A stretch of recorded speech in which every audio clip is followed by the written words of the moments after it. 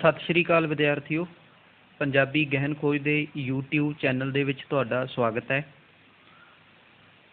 ਇਸ ਲੈਕਚਰ ਦੇ ਵਿੱਚ ਆਪਾਂ 11ਵੀਂ ਜਮਾਤ ਦੇ ਰਾਜਨੀਤੀ ਸ਼ਾਸਤਰ ਦਾ ਪਾਠ ਨੰਬਰ 4 ਨਾਗਰਿਕਾਂ ਦੇ ਅਧਿਕਾਰ ਤੇ ਕਰਤੱਵ ਪੜ੍ਹਾਂਗੇ। ਆਪਣੀਆਂ ਨੋਟਬੁੱਕਸ ਕੋਲੇ ਰੱਖਣੀਆਂ, ਕਿਉਂਕਿ ਇਹਦੇ ਵਿੱਚ ਜੋ ਜ਼ਿਆਦਾ ਹੈ ਸ਼ਾਰਟ ਦੇ ਵਿੱਚ ਮੈਂ ਕਰਵਾਇਆ ਹੈ। ਥੋੜ੍ਹੇ ਜਿਹੇ ਮਿੰਟ ਦਾ ਲੈਕਚਰ ਹੋਊਗਾ, ਕਿਰਪਾ ਕਰਕੇ ਸਾਰਿਆਂ ਨੇ ਪੂਰਾ ਸੁਣਨਾ। ਸ਼ੁਰੂ ਕਰਦੇ ਹਾਂ। ਨਾਗਰਿਕਾਂ ਦੇ ਅਧਿਕਾਰ ਤੇ ਕਰਤੱਵ। ਜਿਸ ਥਾਂ 'ਤੇ ਅਸੀਂ ਰਹਿ ਰਹੇ ਹਾਂ, ਜਿਸ ਸਮਾਜ ਦੇ ਅਸੀਂ ਵਿੱਚ ਰਹਿੰਦੇ ਹਾਂ, ਤਾਂ ਉੱਥੇ ਜੀਵਨ ਨੂੰ ਸੁਖਾਵਾਂ ਬਣਾਉਣ ਦੇ ਲਈ ਸਟੇਟ ਦੁਆਰਾ, ਰਾਜ ਦੁਆਰਾ ਕੁਝ ਸਹੂਲਤਾਂ ਦਿੱਤੀਆਂ ਜਾਂਦੀਆਂ ਨੇ, ਜਿਨ੍ਹਾਂ ਨੂੰ ਅਧਿਕਾਰ ਕਿਹਾ ਜਾਂਦਾ ਹੈ। ਇਸ ਨੂੰ ਯਾਦ ਰੱਖਣਾ, ਕੁਝ ਸਹੂਲਤਾਂ ਜਿਨ੍ਹਾਂ ਨੂੰ ਅਧਿਕਾਰ ਕਿਹਾ ਜਾਂਦਾ ਹੈ, ਜੀਵਨ ਨੂੰ ਸੁਖਾਵਾਂ ਬਣਾਉਣ ਵਾਲੀਆਂ ਸਹੂਲਤਾਂ।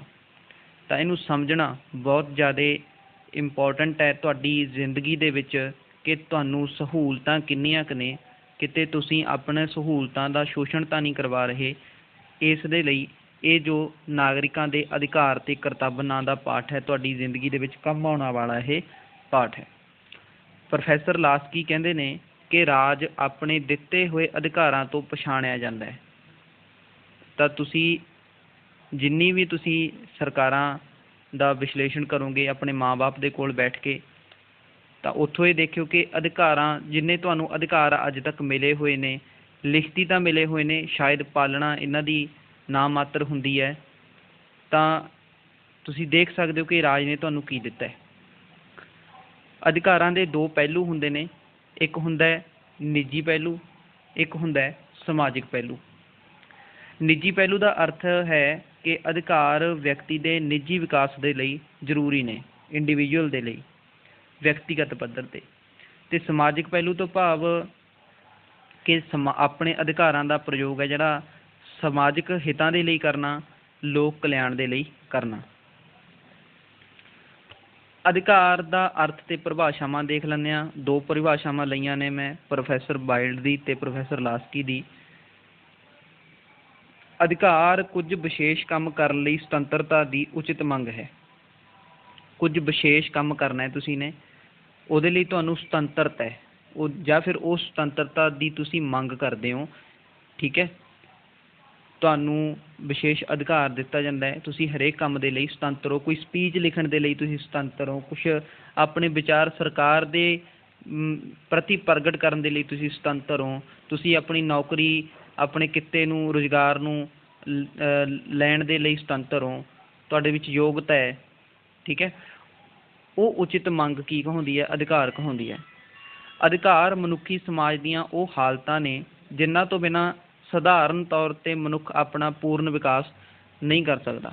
ਮਨੁੱਖੀ ਸਮਾਜ ਦੀਆਂ ਉਹ ਹਾਲਤਾਂ ਜਿਨ੍ਹਾਂ ਤੋਂ ਬਿਨਾਂ ਸਧਾਰਨ ਤੌਰ 'ਤੇ ਮਨੁੱਖ ਆਪਣਾ ਪੂਰਨ ਵਿਕਾਸ ਨਹੀਂ ਕਰ ਸਕਦਾ। ਭਾਵ ਅਧਿਕਾਰ ਤੁਹਾਡੇ ਇੱਕ ਮਨੁੱਖ ਦੇ ਪੂਰਨ ਵਿਕਾਸ ਦੇ ਵਿੱਚ ਸਹਾਇਕ ਹੁੰਦੇ ਨੇ।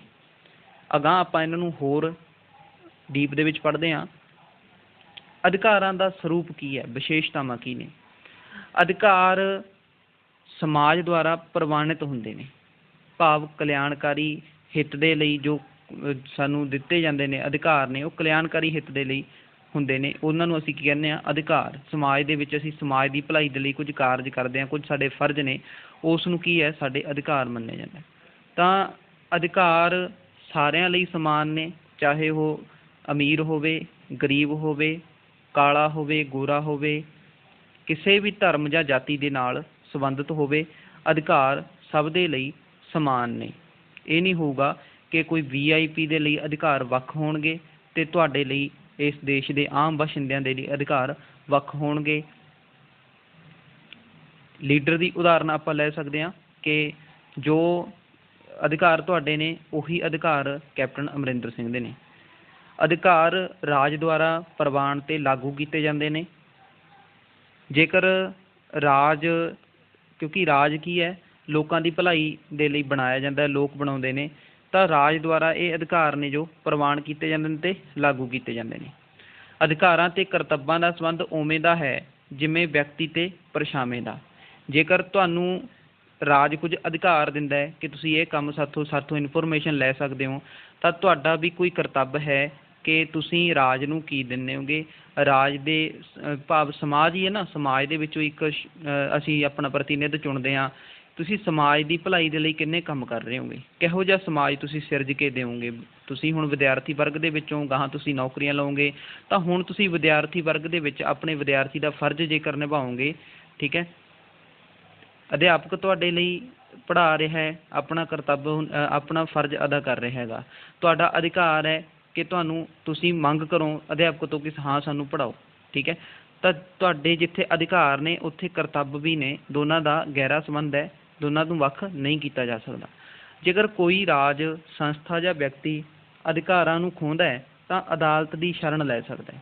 ਭਾਵ ਜੇ ਤੁਹਾਡੇ ਕਿਸੇ ਅਧਿਕਾਰ ਜਾਂ ਕਿਤੇ ਤੁਹਾਡਾ ਸ਼ੋਸ਼ਣ ਹੋ ਰਿਹਾ, ਤੁਹਾਨੂੰ ਇਨਫੋਰਮੇਸ਼ਨ ਨਹੀਂ ਮਿਲ ਰਹੀ ਕਿਸੇ ਟਾਈਪ ਦੀ, ਤਾਂ ਤੁਸੀਂ ਅਦਾਲਤ ਦੀ ਸ਼ਰਨ ਲੈ ਸਕਦੇ ਹੋ। ਜੇ ਤੁਹਾਡੇ ਨਾਲ ਕੋਈ ਵਿਤਕਰਾ ਹੁੰਦਾ ਹੈ ਰੰਗ, ਜਾਤੀ, ਨਸਲ ਦੇ ਆਧਾਰ 'ਤੇ, ਤਾਂ ਤੁਸੀਂ ਅਦਾਲਤ ਦੀ ਸ਼ਰਨ ਲੈ ਸਕਦੇ ਹੋ। ਤੁਹਾਨੂੰ ਜੇਕਰ ਨੌਕਰੀ ਦੇ ਵਿੱਚੋਂ ਇਸ ਕਰਕੇ ਕੱਢ ਦਿੱਤਾ ਜਾਂਦਾ ਹੈ ਕਿ ਤੁਸੀਂ ਕਿਸੇ ਕਾਸਟ ਦੇ ਨਾਲ ਸੰਬੰਧਿਤ ਹੋ, ਜਾਂ ਤੁਹਾਨੂੰ ਬਦਨਾਮ ਕਰਨ ਦੀ ਕੋਸ਼ਿਸ਼ ਕੀਤੀ ਜਾਂਦੀ ਹੈ, ਤਾਂ ਤੁਹਾਡਾ ਅਧਿਕਾਰ ਹੈ, ਠੀਕ ਹੈ, ਕਿ ਤੁਸੀਂ ਅਦਾਲਤ ਦੀ ਸ਼ਰਨ ਲੈ ਸਕਦੇ ਹੋ।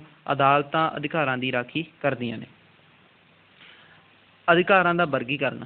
ਅਧਿਕਾਰ ਵੀ ਕਈ ਪ੍ਰਕਾਰ ਦੇ ਹੁੰਦੇ ਨੇ। ਕੁਦਰਤੀ ਅਧਿਕਾਰ ਜਿਵੇਂ ਜਿਉਣ ਦਾ ਅਧਿਕਾਰ, ਨੈਤਿਕ ਅਧਿਕਾਰ, ਮਾਂ ਬਾਪ ਦੀ ਸੇਵਾ, ਮਾਂ ਬਾਪ ਆਪਣੇ ਬੱਚਿਆਂ ਤੋਂ ਐਕਸਪੈਕਟ ਕਰਦਾ ਹੈ ਕਿ ਮੇਰੇ ਬੱਚੇ ਮੇਰੀ ਸੇਵਾ ਕਰਨ।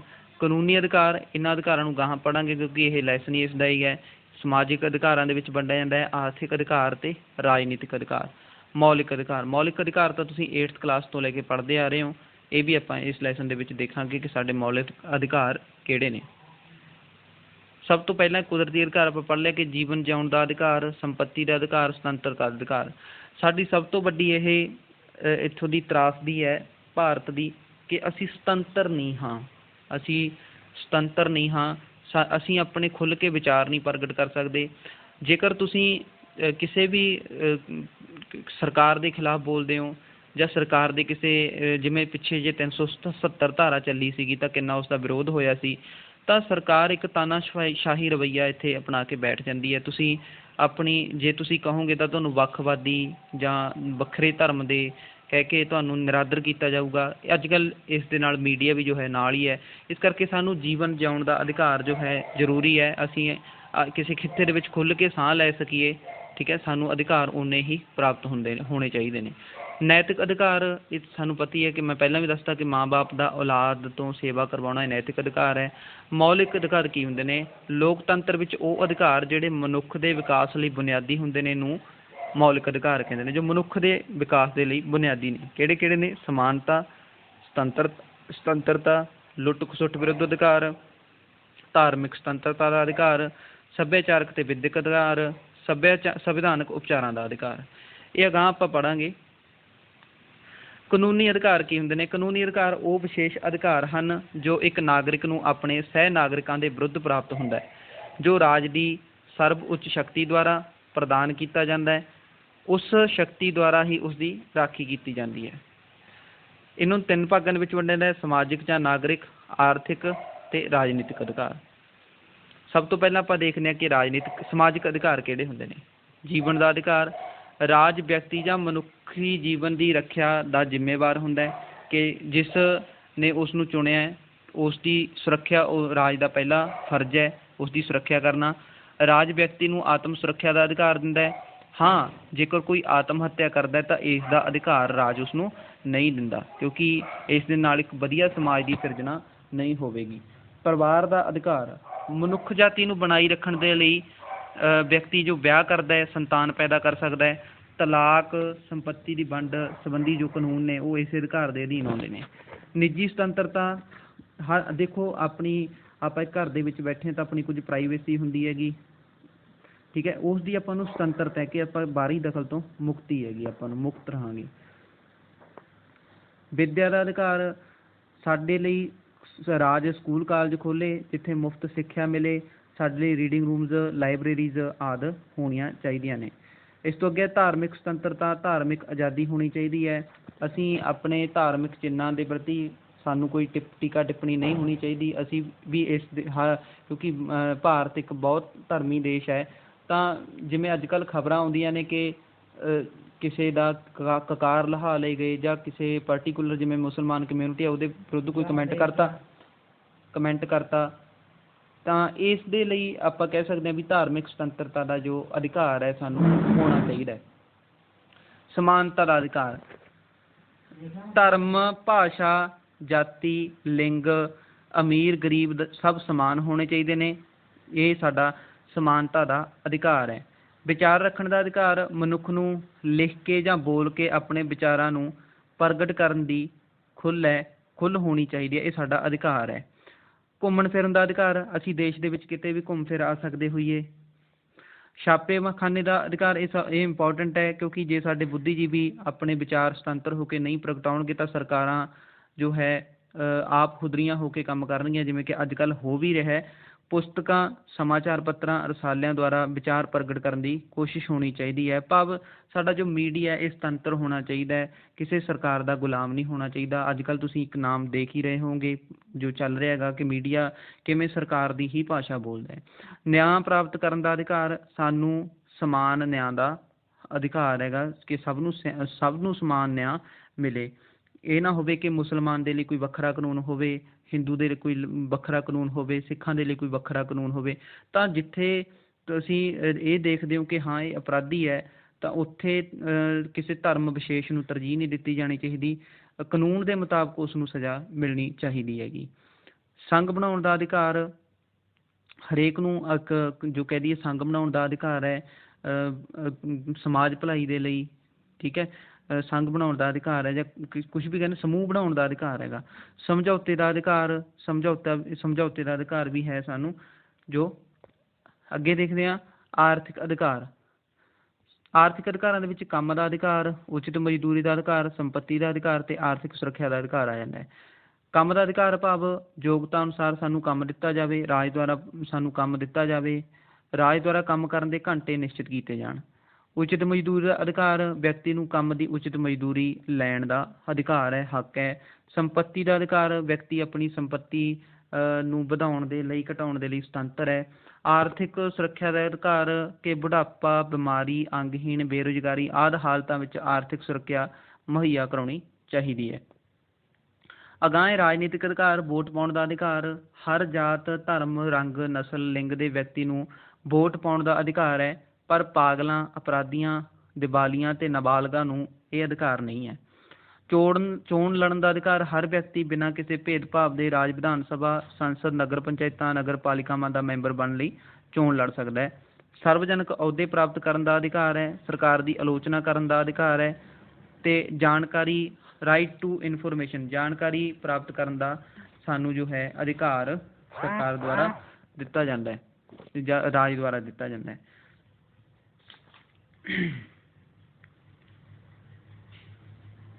ਸਰਵਜਨਕ ਅਹੁਦੇ ਦੇਖਦੇ ਹਾਂ ਕਿ ਰਾਜ ਵਿੱਚ ਕਈ ਪ੍ਰਕਾਰ ਦੇ ਪ੍ਰਬੰਧਕੀ ਅਤੇ ਨਿਆਇਕ ਆਦਿ ਅਹੁਦੇ ਹੁੰਦੇ ਨੇ। ਇਹ ਅਹੁਦੇ ਸਾਰੇ ਨਾਗਰਿਕਾਂ ਲਈ ਸਮਾਨ ਰੂਪ ਵਿੱਚ ਹੁੰਦੇ ਨੇ। ਸਰਵਜਨਕ ਅਹੁਦੇ ਪ੍ਰਾਪਤ ਕਰਨ ਲਈ ਜਾਤ, ਧਰਮ, ਰੰਗ, ਨਸਲ, ਲਿੰਗ ਆਦਿ ਦੇ ਆਧਾਰ 'ਤੇ ਨਾਗਰਿਕਾਂ ਨਾਲ ਕੋਈ ਵਿਤਕਰਾ ਨਹੀਂ ਕੀਤਾ ਜਾਣਾ ਚਾਹੀਦਾ। ਜਿਵੇਂ ਕੋਈ ਹੁੰਦੀ ਹੈਗੀ, ਇਹਦੇ ਲਈ ਕਈ ਮਤਲਬ ਇਮਤਿਹਾਨ ਕਰਾਏ ਜਾਂਦੇ ਨੇ। ਇਸ ਤੋਂ ਉਪਰੰਤ ਜੋ ਹੈ ਸੰਵਿਧਾਨ ਰਾਹੀਂ ਅਨੁਸੂਚਿਤ ਜਾਤੀਆਂ, ਜਨਜਾਤੀਆਂ, ਅਨੁਸੂਚਿਤ ਕਬੀਲਿਆਂ, ਪਛੜੀਆਂ ਸ਼੍ਰੇਣੀਆਂ ਆਦਿ ਲਈ ਸੀਟਾਂ ਵੀ ਰਾਖਵੀਆਂ ਰੱਖੀਆਂ ਜਾਣ ਦੀ ਜੋ ਹੈ ਵਿਵਸਥਾ ਹੈਗੀ। ਤਾਂ ਇੱਥੇ ਆਪਾਂ ਕਹਿ ਸਕਦੇ ਹਾਂ ਕਿ ਅਨੁਸੂਚਿਤ ਜਾਤੀਆਂ, ਪਛੜੀਆਂ ਸ਼੍ਰੇਣੀਆਂ ਆਦਿ ਆਪਣਾ ਜੋ ਹੈ ਆਜ਼ਾਦ ਨੇ ਕਿਸੇ ਵੀ ਸਰਵਜਨਕ ਅਹੁਦੇ 'ਤੇ ਲੱਗਣ ਦੇ ਲਈ ਇਮਤਿਹਾਨ ਦੇ ਵਿੱਚ ਉਹਨਾਂ ਨੂੰ ਗੁਜ਼ਰਨਾ ਪਊਗਾ। ਅੱਗੇ ਹੈ ਕਿ ਅਧਿਕਾਰਾਂ ਦੀ, ਕਿਉਂਕਿ ਹੁਣ ਇੰਨੇ ਅਧਿਕਾਰ ਨੇ, ਸਮਾਜਿਕ, ਆਰਥਿਕ ਅਧਿਕਾਰ ਨੇ, ਸਾਡੇ ਕੁਝ ਰਾਜਨੀਤਿਕ ਅਧਿਕਾਰ ਨੇ, ਤਾਂ ਸਰਕਾਰ ਇਹਨਾਂ ਦਾ ਦੁਰਉਪਯੋਗ ਕਰ ਸਕਦੀ ਹੈ। ਤਾਂ ਸਾਨੂੰ ਇਸ ਦੀ ਸੁਰੱਖਿਆ ਦੇ ਲਈ ਉਚਿਤ ਪ੍ਰਬੰਧ ਕੀਤੇ ਗਏ ਨੇ। ਅਧਿਕਾਰਾਂ ਦਾ ਸੰਵਿਧਾਨ ਵਿੱਚ ਸ਼ਾਮਲ ਹੋਣਾ, ਕਿਉਂਕਿ ਜੇ ਸੰਵਿਧਾਨ ਦੇ ਵਿੱਚ ਅਧਿਕਾਰ ਸ਼ਾਮਲ ਹੋਣਗੇ, ਇਹਨਾਂ ਨੂੰ ਮਾਨਤਾ ਹੋਵੇਗੀ, ਇਹਦੇ ਵਿੱਚ ਨਿਸ਼ਚਿਤਤਾ ਆ ਜਾਊਗੀ। ਹਰ ਵਿਅਕਤੀ ਆਪਣੇ ਅਧਿਕਾਰਾਂ ਸੰਬੰਧੀ ਜੋ ਹੈ ਜਾਣੂ ਹੋਵੇਗਾ। ਅਧਿਕਾਰਾਂ 'ਚ ਸੋਧ ਕਰਨ ਦੀ ਵਿਧੀ ਹੈ ਜਿਹੜੀ ਉਹ ਔਖੀ ਹੋਣੀ ਚਾਹੀਦੀ ਹੈ। ਸੋਧ ਕਰਨ ਦੀ ਵਿਧੀ ਔਖੀ ਹੋਣ ਦੇ ਨਾਲ ਇਹ ਹੋ ਕਿ ਸਰਕਾਰ ਅਧਿਕਾਰਾਂ ਦੀ ਜੋ ਹੈ ਛੇਤੀ ਕਿਤੇ ਇਹ ਨਹੀਂ ਹੋਵੇ ਕਿ ਹਟਾ ਸਕੇਗੀ ਕਿਸੇ ਅਧਿਕਾਰ ਨੂੰ, ਜਾਂ ਉਸ ਦਾ ਛੇਤੀ ਉਸ ਨੂੰ ਉਹਦੇ ਵਿੱਚ ਬਦਲਾਅ ਕਰ ਸਕੇਗੀ, ਤਾਂ ਔਖੀ ਵਿਧੀ ਅਪਣਾਈ ਜਾਣੀ ਚਾਹੀਦੀ ਹੈਗੀ। ਨਿਆਂਪਾਲਿਕਾ ਜੋ ਹੈ ਸੁਤੰਤਰ ਹੋਣੀ ਚਾਹੀਦੀ ਹੈਗੀ, ਕਿਉਂਕਿ ਜੇਕਰ ਵਿਅਕਤੀ ਦੇ ਕਿਸੇ ਅਧਿਕਾਰ ਦਾ ਜੋ ਹੈ ਗਲਤ ਉਪਯੋਗ ਹੁੰਦਾ ਹੈ ਤਾਂ ਨਿਆਂਪਾਲਿਕਾ ਦੇ ਵਿੱਚ ਇਸ ਦੀ ਜੋ ਹੈ ਸੁਣਵਾਈ ਹੋ ਸਕਦੀ ਹੈ। ਅੱਗੇ ਹੈ ਜਾਣਕਾਰੀ ਪ੍ਰਾਪਤ ਕਰਨ ਦਾ ਅਧਿਕਾਰ। ਤੁਹਾਨੂੰ ਇਨਫੋਰਮੇਸ਼ਨ ਲੈਣ ਦਾ ਅਧਿਕਾਰ ਹੈ। ਸਰਕਾਰ ਜੋ ਕਰ ਰਹੀ ਹੈ, ਰਾਜ ਜੋ ਕਰ ਰਿਹਾ ਤੁਸੀਂ ਉਸ ਬਾਰੇ ਜਾਣਕਾਰੀ ਪ੍ਰਾਪਤ ਕਰ ਸਕਦੇ ਹੋ। ਲੋਕਤੰਤਰੀ ਸ਼ਾਸਨ। ਲੋਕਤੰਤਰੀ ਸ਼ਾਸਨ ਦਾ ਇਹ ਹੈ ਕਿ ਤੁਸੀਂ ਜੇਕਰ ਸਰਕਾਰ ਤੁਹਾਡੇ ਲਈ ਸਹੀ ਨੀਤੀਆਂ ਨਹੀਂ ਲੈ ਕੇ ਆਉਂਦੀ ਤਾਂ ਤੁਸੀਂ ਉਸ ਸਰਕਾਰ ਨੂੰ ਬਦਲ ਸਕਦੇ ਹੋ। ਸਾਡੇ ਕੋਲ ਇਹ ਅਧਿਕਾਰ ਹੈ, ਪਰ ਇਸ ਦਾ ਅੱਜ ਤੱਕ ਕਦੇ ਪ੍ਰਯੋਗ ਅਸੀਂ ਕੀਤਾ ਨਹੀਂ, ਕਿਉਂਕਿ ਤਾਨਾਸ਼ਾਹੀ ਰਾਜ ਦਾ ਜੋ ਕਹਿ ਦਈਏ ਅੱਜ ਸਾਡਾ ਜੋ ਹੈ ਲੋਕਤੰਤਰੀ ਸਰਕਾਰ ਦਾ ਮਖੌਟਾ ਹੈ, ਪਰ ਹੈ ਤਾਨਾਸ਼ਾਹੀ ਚੱਲ ਰਹੀ ਹੈ। ਸੁਤੰਤਰ ਛਾਪਾਖਾਨਾ। ਜੋ ਸਾਡਾ ਪ੍ਰਿੰਟ ਮੀਡੀਆ ਜੋ ਹੈ ਇਲੈਕਟ੍ਰੋਨਿਕ ਮੀਡੀਆ ਅਤੇ ਪ੍ਰਿੰਟ ਮੀਡੀਆ, ਇਹ ਆਜ਼ਾਦ ਹੋਣੇ ਚਾਹੀਦੇ ਨੇ। ਬੁੱਧੀਜੀਵੀ ਆਪਣੇ ਜੋ ਵਿਚਾਰ ਨੇਗੇ ਉਹਨਾਂ ਨੂੰ ਖੁੱਲ੍ਹ ਕੇ ਪੇਸ਼ ਕਰਨ ਦਾ ਅਧਿਕਾਰ ਇਹ ਜੋ ਹੈ ਦਿੱਤਾ ਗਿਆ ਹੈਗਾ। ਇਸ ਦੇ ਨਾਲ ਕੀ ਹੁੰਦਾ, ਸਾਡੇ ਅਧਿਕਾਰਾਂ ਦੀ ਜੋ ਹੈ ਸੁਰੱਖਿਆ ਹੁੰਦੀ ਹੈਗੀ। ਜਦੋਂ ਇਹ ਲੋਕ ਖੁੱਲ੍ਹ ਕੇ ਲਿਖਦੇ ਨੇ, ਬੋਲਦੇ ਨੇ ਕਿਸੇ ਨੀਤੀ ਦੇ ਪ੍ਰਤੀ ਜਾਂ ਕਿਸੇ ਹੋਰ ਜੋ ਸਰਕਾਰ ਪੋਲਿਸੀਜ਼ ਲੈ ਕੇ ਆਉਂਦੀਆਂ ਨੇ ਉਹਨਾਂ ਦੇ ਪ੍ਰਤੀ, ਇਹਨਾਂ ਦੀ ਸੁਤੰਤਰਤਾ ਹੋਣੀ ਚਾਹੀਦੀ ਹੈ। ਸੋ ਇਹ ਸੀ ਆਪਣੇ ਕੁਝ ਅਧਿਕਾਰ ਅਤੇ ਉਹਨਾਂ ਦੇ ਪ੍ਰਬੰਧ ਦੇ ਲਈ ਜੋ ਸਾਨੂੰ ਉਚਿਤ ਪ੍ਰਬੰਧ ਉਹਨਾਂ ਦਾ ਕਿਵੇਂ ਕੀਤਾ ਜਾ ਸਕਦਾ ਹੈ। ਬਾਕੀ ਆਪਾਂ ਕੱਲ੍ਹ ਨੂੰ ਕਰਤੱਵ ਪੜ੍ਹਾਂਗੇ। ਧੰਨਵਾਦ।